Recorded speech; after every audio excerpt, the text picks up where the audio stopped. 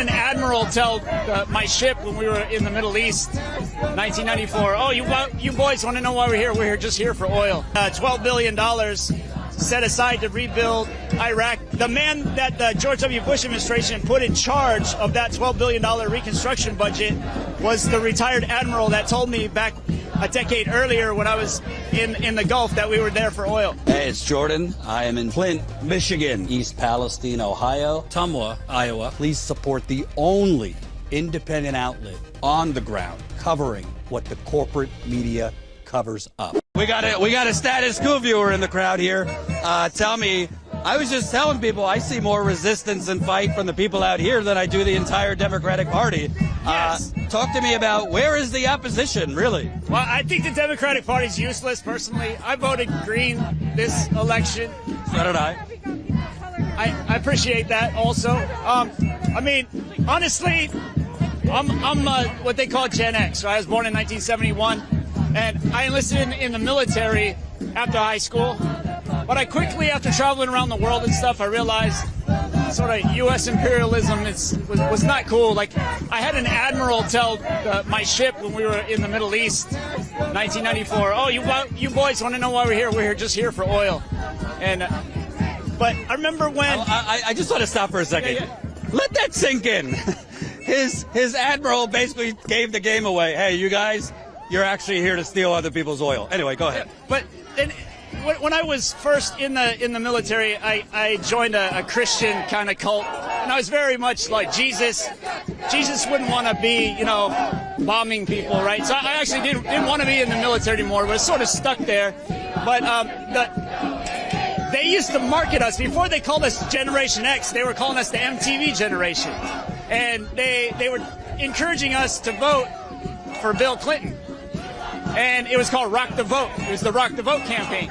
And he was signaling a lot that he wanted to end the conflicts in the Middle East, Bill Clinton says. And his phrase was, we want to decrease military spending, right? So I voted for Clinton, I'm pretty sure. I might have voted for Ross Perot in that election. I forget. But I was all on aboard like, okay, Bill Clinton's going to kind of get us out of this mess in the Middle East. One of the first things he did in 1993 is he bombed the fuck out of Iraq.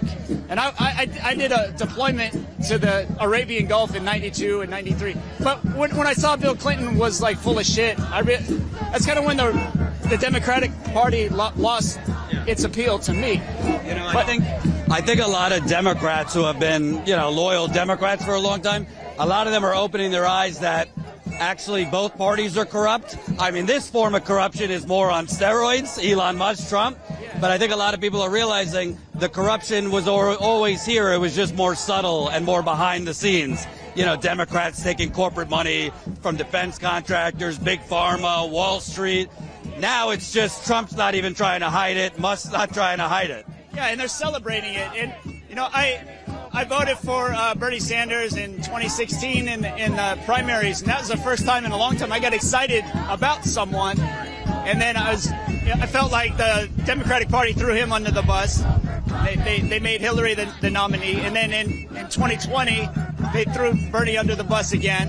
I actually voted for Trump in 2020 because I was so pissed at the Democratic Party. And then when January 6th happened, I said, okay, I'm done with Trump too. And then I voted for Jill Stein in this election. So I don't know. I'm not the most informed person, but and I'm learning about this like a lot of these guys like J.D. Vance are fans of like Curtis Yarvin, and who's basically saying, oh yeah, fuck democracy, we need a dictatorship, basically a monarchy, and that's scary. The ironic and very sad thing, and a lot of MAGA voters might not know this, Trump and Vance, they like to fashion themselves as populists and anti-establishment, but the only reason Vance is even in office is because of a guy named Peter Thiel, who's a tech oligarch, who put in $15 million to his Senate campaign. Trump got $270 million from Elon Musk, and what do you know? He's handed Elon Musk the keys to the government. So whether it's Democrats, Republicans, they are all taking money from big tech or big pharma or the military-industrial complex. The only difference now is Trump. He's kind of just dropped the veil. He's dropped the curtain. And hey, this is what it is. I mean, Trump is charging donors $5 million to have dinner with him at Mar-a-Lago. And MAGA, I guess they don't care about that corruption. I'm pretty sure if Biden or Obama had Bill Gates run a Department of Government Efficiency, Fox News would be going nuts. But Republicans are pretty quiet about it right now. You know, the no-bid contracts that Musk is getting is an example of this corruption. I remember back when the George W. Bush, when he took down Saddam Hussein's government, right, and they had $12 billion set aside to rebuild Iraq, and they were giving away no-bid contracts to like Halliburton and Enron and those kind of companies.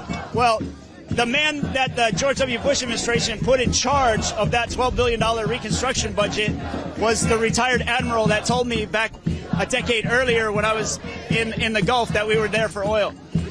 It's the same kind of game, but it's just... What are your thoughts on they're laying off, it seems, thousands and thousands of veterans at the Veterans Administration, other departments? I didn't even know 30% of government workers are veterans. I thought Republicans, love the flag and we're the party of the veterans. Well, they're gutting, they're firing government workers that are veterans. Yeah, that's, in my opinion, I don't expect any kind of special treatment if I'm a veteran or whatever, but it seems like part of the New Deal that FDR did, right, was using the government to get people working, right? Let's build bridges, let's build dams. We could use big projects to hire people, but there's a conflict of interest between that mindset and what the trend is let's eliminate workers with AI and automation, just eliminate workers in general. Corporations want to eliminate workers, and yet the politicians always talk about creating jobs. There's no incentive for corporate America to create jobs. It's like they look at it as like a necessary evil. I actually think, in my opinion, what Musk is doing, they're using AI to lay off workers. They're using AI to compile a list of workers to cut. Just like United Health did to deny claims. And United Healthcare used AI to deny claims. There was a 90% error rate. Let me repeat, a 90% error rate.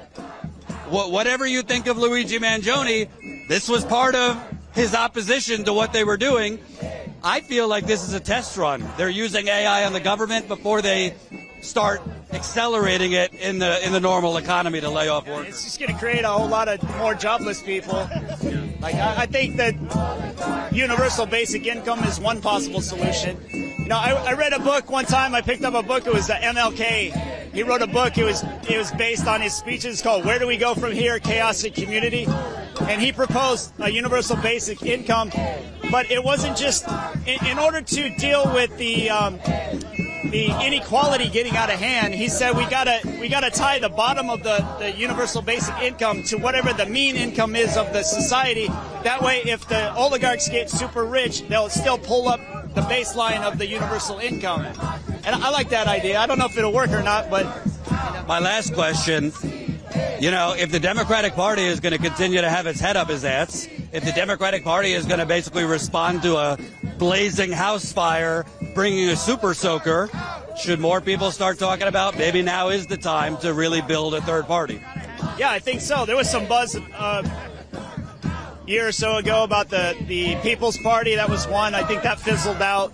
I voted for Green Party. They don't seem to get much attraction. But yeah, I've been for a long time, for decades, I've been looking for another kind of party, or just have somebody who's an independent do really good.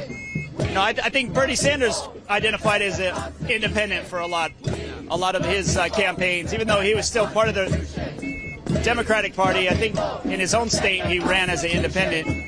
Bernie Sanders, even though the Democratic Party fucked him 2 times, he's right now going around the country. Yeah, he's hot. 83 years old. I like what he has to say. Yeah. Thanks, Ben. Appreciate it. Absolutely.